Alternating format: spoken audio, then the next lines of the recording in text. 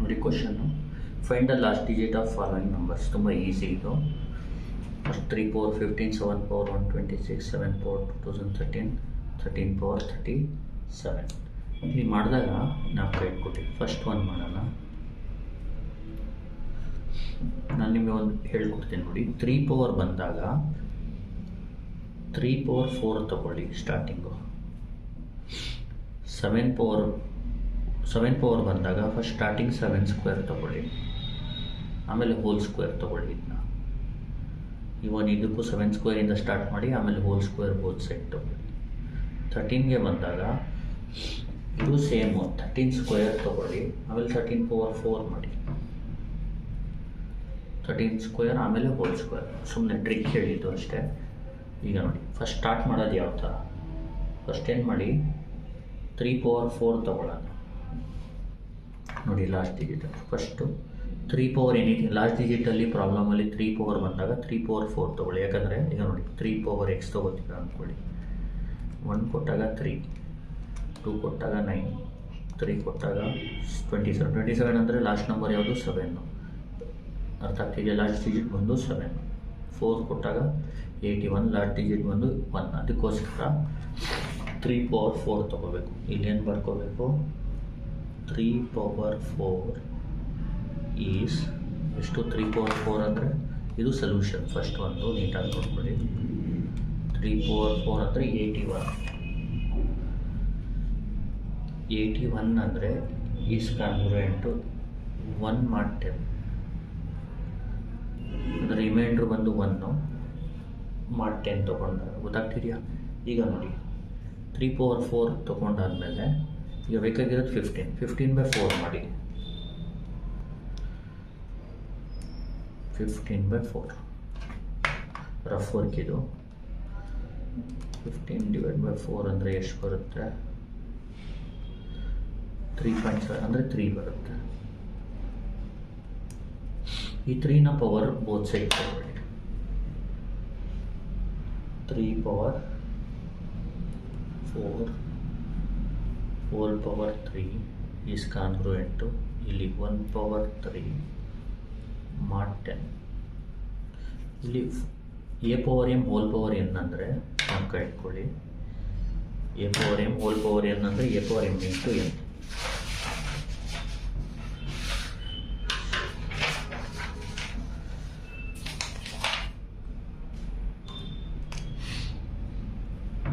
A power M whole power N ಅಂದರೆ A power M into N. ಅಂದರೆ ಇದೇನಾಗುತ್ತೆ? 3 power 4 3 is 12. 3 power 12 is congruent to 1 power anything is 1 not 10. ಈಗ ಬೇಕಾಗಿರೋದೇನು? 3 power 15. ಈಗ ನೋಡಿ ಇಲ್ಲಿರೋದು 3 power 12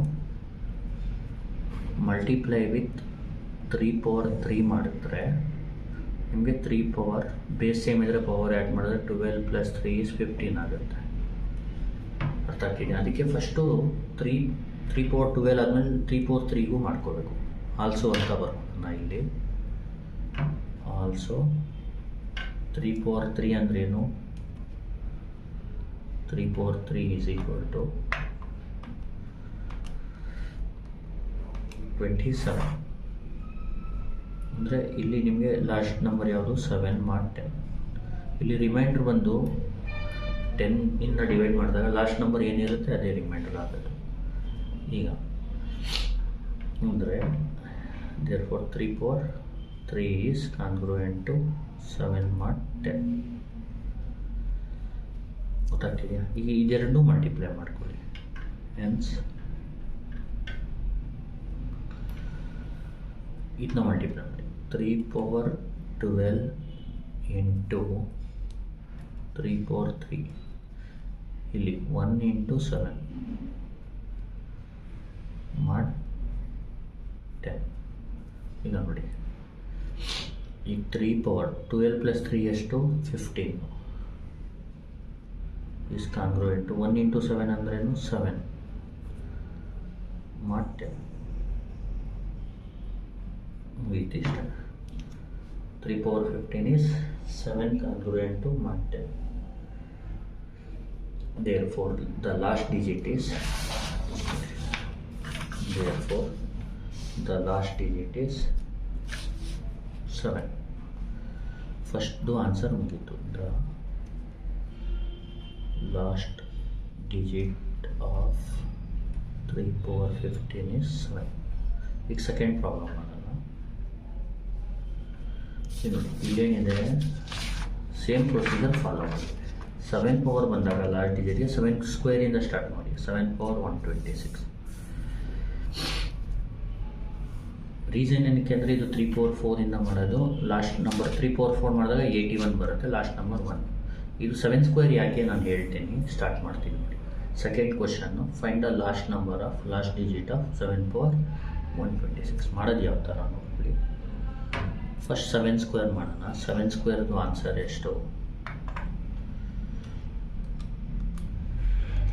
49 is congruent to, ನೋಡಿ last number ಯಾವುದು 9 ಮತ್ತು 10 ಅಂತ ಬರ್ಕೊಳ್ಳಿ. ಈಗ 7 ಸ್ಕ್ವೇರ್ ಹೋಲ್ ಸ್ಕ್ವೇರ್ ಮಾಡ್ಕೊಳ್ಳಿ. ಯಾಕೆ ಹೋಲ್ ಸ್ಕ್ವೇರ್ ಮಾಡಬೇಕಂದ್ರೆ, ಈಗ 9 ಸ್ಕ್ವೇರ್ ಅಂದರೆ 81, ಆವಾಗ 1 ಬಂದ್ಬಿಡುತ್ತೆ. ಅದಕ್ಕೆ ಇಲ್ಲೇ ಯಾಕೆ ಹೋಲ್ ಸ್ಕ್ವೇರ್ ಅಂದರೆ 49 ಹೋಲ್ ಸ್ಕ್ವೇರ್ ಅಂದರೆ ದೊಡ್ಡ ನಂಬರ್ ಆಗಿಬಿಡುತ್ತೆ. ಅದಕ್ಕೆ 7 ಸ್ಕ್ವೇರ್ ಮಾಡಿ ಆಮೇಲೆ 7 ಸ್ಕ್ವೇರ್ ಹೋಲ್ ಸ್ಕ್ವೇರ್ ಮಾಡಬೇಕು. ನೋಡಿ ಇದಕ್ಕೆ ಹೋಲ್ ಸ್ಕ್ವೇರ್ ಹಾಕಿದ್ರೆ 9ಗೂ ಸ್ಕ್ವೇರ್ ಆಗಬೇಕು. ಮತ್ತೆ ನೋಡಿ 2 2s 4 ಆಗುತ್ತೆ. 7 power 4 ಈಸ್ 9 ಸ್ಕ್ವೇರ್ ಅಂದರೆ 81 ಮತ್ತೆ 81 ಅಂದರೆ 1 ಮತ್ತೆ 7 power 4 ಆಯಿತು. ಈಗ ಬೇಕಾಗಿರೋದು ಎಷ್ಟು? 126. ಈಗ 126/4 ಮಾಡ್ಕೊಳ್ಳಿ. ಪವರ್ ಇದೆಯಲ್ಲ ಅದನ್ನಾಗಲಿ 126/4 ಮಾಡಿ. ಏನು ಬರುತ್ತೆ?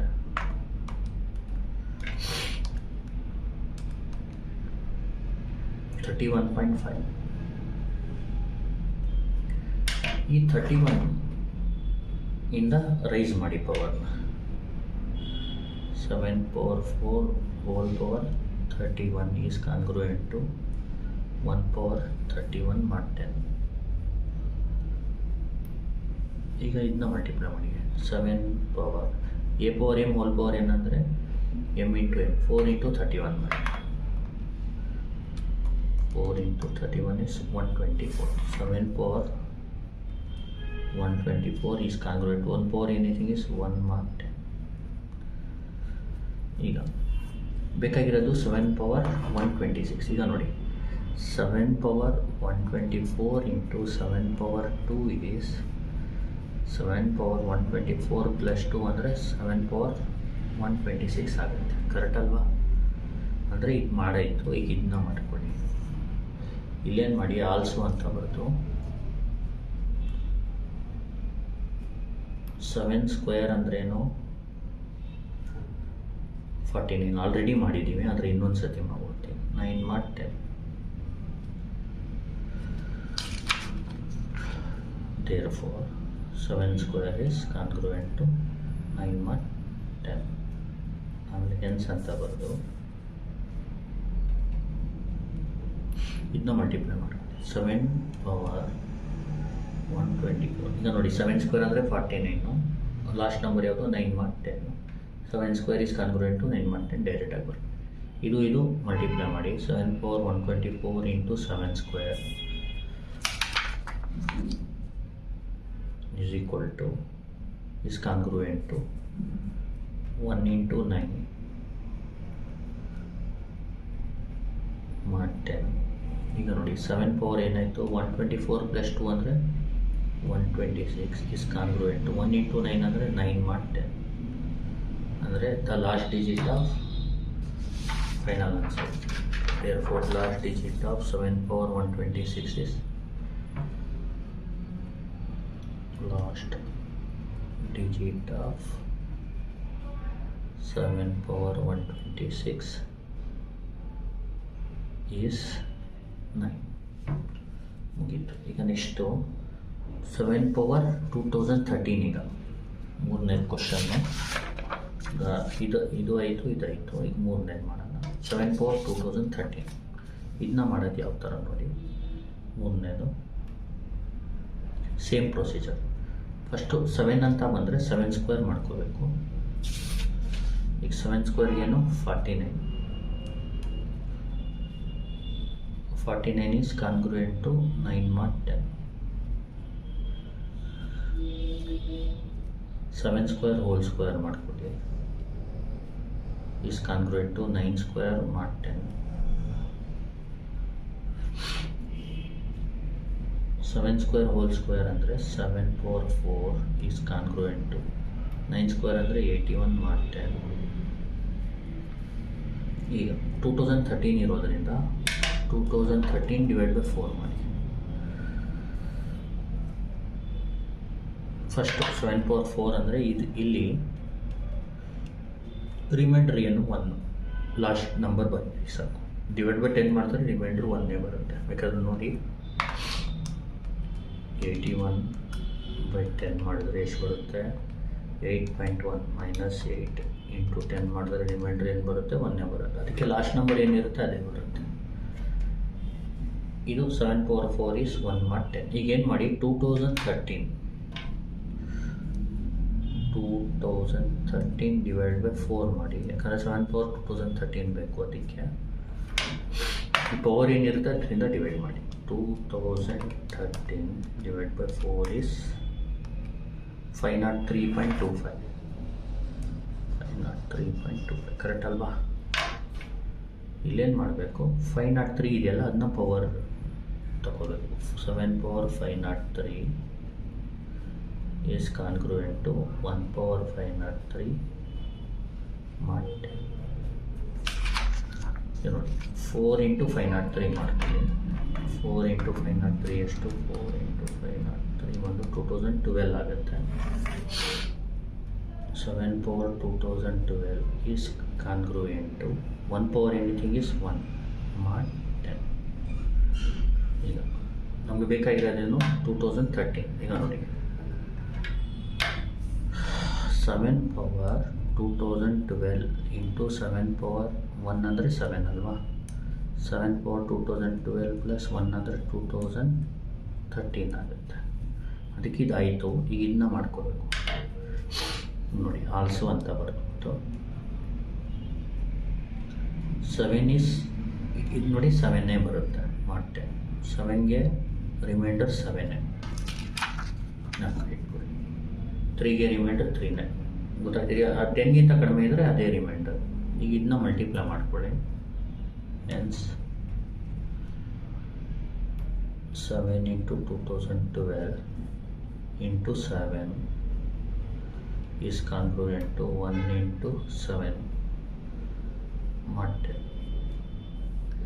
ನೋಡಿ 7 power 2012 power ಪ್ಲಸ್ 1 ಅಂದರೆ 2013 ಈಸ್ ಕಾನ್ಗ್ರುಯೆಂಟ್ ಟು 1 ಇಂಟು 7 ಅಂದರೆ 7 mod 10. Therefore the last digit of 2013 is last digit of 7 power 2013 is 7. ಮುಗೀತು. ಮೂರನೇದಾಯಿತು ಲಾಸ್ಟ್ ಪ್ರಾಬ್ಲಮ್.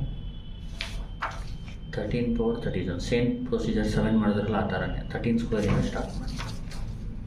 ಯಾಕಂದರೆ 9 ಬರುತ್ತೆ, ಆಮೇಲೆ ಅದರದ್ದು ಸ್ಕ್ವೇರ್ ಮಾಡಿದ್ರೆ 1 ಬರುತ್ತೆ. ಅದಕ್ಕೆ 4th one. ಈಗ ಫಸ್ಟು 13 ಸ್ಕ್ವೇರ್ ಮಾಡ್ಕೊಳ್ಳೋಣ. ಈಗ 13 ಸ್ಕ್ವೇರ್ ಯಾವ ಥರ ಮಾಡ್ತೀರಾ? 13 ಸ್ಕ್ವೇರ್ ಅಂದ್ರೇನು 169. 13 square is equal to 169. Last number ಯಾವುದು 9 mod 10 ಅಂತ ಬರ್ಕೊಳ್ಳಿ. ಈಗ ಇದನ್ನ ಹೋಲ್ ಸ್ಕ್ವೇರ್ ಮಾಡ್ಕೊಳ್ಳಿ. 13 square whole square is congruent to 9 square mod 10. 13 power 2 2s 4 ಆಗುತ್ತೆ. 9 ಸ್ಕ್ವೇರ್ ಅಂದರೆ 81 mod 10. 13 power 4 is congruent to 81 ಅಂದರೆ 1 mod 10.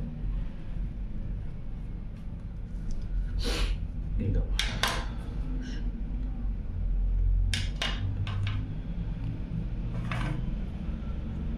ಏನು ಮಾಡಬೇಕಂದ್ರೆ ಇಲ್ಲಿ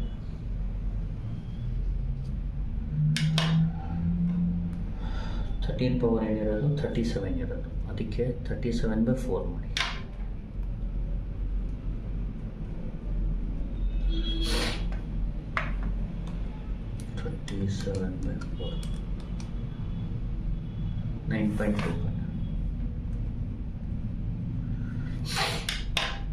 ಪವರ್ 9 ತಗೊಳ್ಳಿ.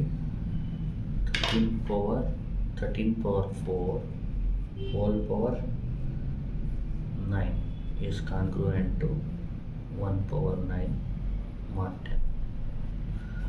ಈಗ ನೋಡಿ 4 into 9 ಅಂದರೆ 36. 13 power 36 is congruent to 1 power 9 is 1. ಈಗ ನಮಗೆ ಬೇಕಾಗಿರೋದು 13 ಪವರ್ 37.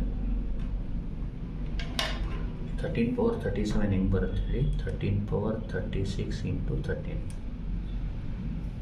ಏನಾಗುತ್ತೆ? 13 ಪವರ್ 36 ಪ್ಲಸ್ 1 ಅಂದರೆ 13 ಪವರ್ 37 ಆಗುತ್ತೆ. ಇದು ರಫ್ ವರ್ಕು ಬರೆಯೋದೇನು ಬೇಕಾಗಿಲ್ಲ. ಈಗ ನೋಡಿ, ಅದಕ್ಕೆ ಇದಾಯಿತು, ಇದು ಮಾಡ್ಕೊಳ್ಳೋಣ. ಆಲ್ಸೋ 13 ಈಸ್ ನೋಡಿ, 13ಗೆ ಕಾನ್ಗ್ರುಯೆಂಟ್ ಏನು? 3 mod 10. ಲಾಸ್ಟ್ ನಂಬರ್ ಏನಿರುತ್ತೆ? ಹೆನ್ಸ್ 13 ಪವರ್ 36 ಈ ಮಲ್ಟಿಪ್ಲೈ ಮಾಡ್ಕೊಳ್ಳಿ. Into 13 is equal to 1 into 13 mod 10 ಅಂದರೆ 13 ಪವರ್ 36 ಪ್ಲಸ್ 1 ಅಂದರೆ 37 is congruent to 1 into 13 is 13 mod 10. Sorry 1 into 3, ಇದು 1 into 3 ನೋಡಿ. 13 ಪವರ್ 36 into 13 ನಾವು, ಆಮೇಲೆ 1 into 3. 1 into 3 ಅಂದರೆ 3. ಇದು 13 ಅಲ್ಲ, 3 ಆಯಿತಾ? therefore last digit of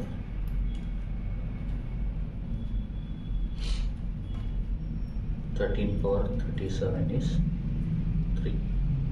ಅಷ್ಟೇ answer. Thank you. Please like, share and subscribe.